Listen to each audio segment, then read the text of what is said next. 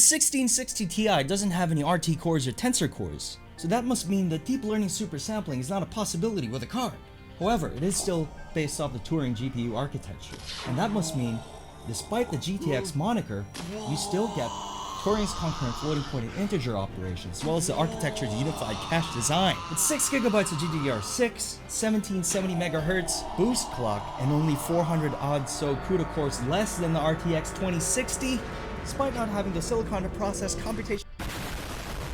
Kidding aside, what's up guys? Vyminal back at it again with another video, and this is a very special video because I have in my hands the Aorus 1660 Ti.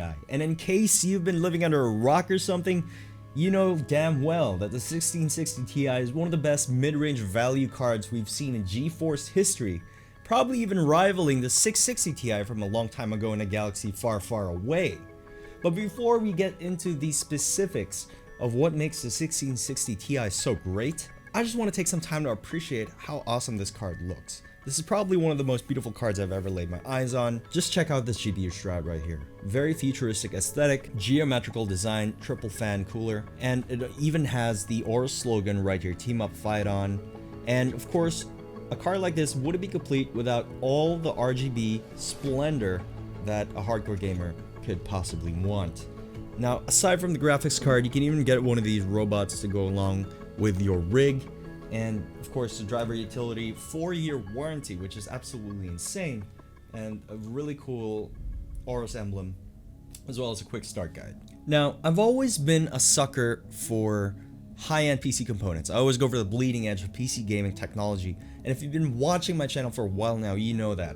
But not a lot of people feel or do the same way. In fact, according to Steam statistics, 62% of gamers in 2019 play their games in Full HD 1080p at 60 Hz. And chances are, if you're watching this video, you're part of that vast majority. And there's nothing wrong with that. That's completely fine. In fact, I think that the mid-range sector is the most exciting sector in the graphics card market, and I think it's the most important sector, quite frankly.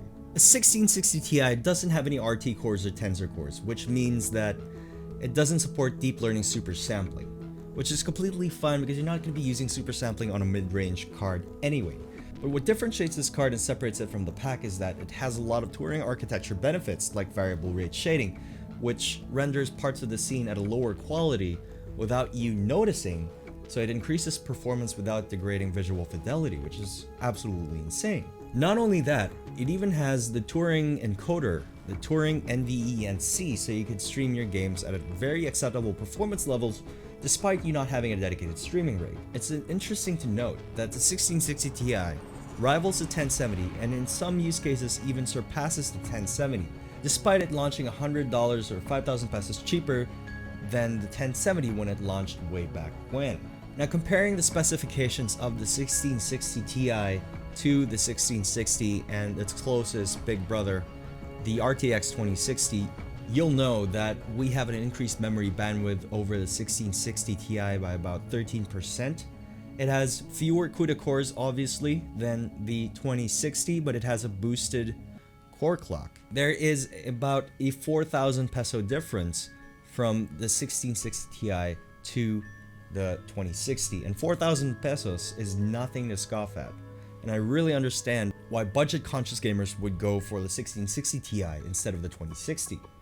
In many cases, the 1660 Ti is closer to the 2060 compared to the 1660, especially in terms of performance. But before you pull that trigger and decide that this card is for you, how do you even decide on what graphics card would be the best for your use case scenario and your gaming rig? It all depends on what type of games you want to play. Do you want to play the latest AAA titles? Do you want to play esports titles? What resolution do you play at? Do you play at 1080p, 1440p, 4K? And what refresh rate do you desire? Do you want to play at 60 frames, 144, 120, 240? Those are the questions you have to answer. And for 1080p 60, the 1660 Ti is the sweet spot right now. In conclusion, the 1660 Ti has one of the best price to performance ratio cards we've seen in a long time.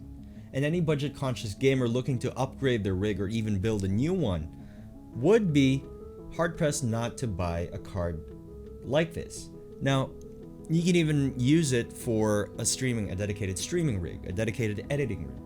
The choice is yours. But the bottom line is, it's a great card and you would get your money's worth. So thanks for watching, guys. Hope this gave you some insight on whether or not the 1660 Ti is the card for you. Thank you so much for watching. Like, comment, subscribe if you found this video would be informative. I'll catch you next time.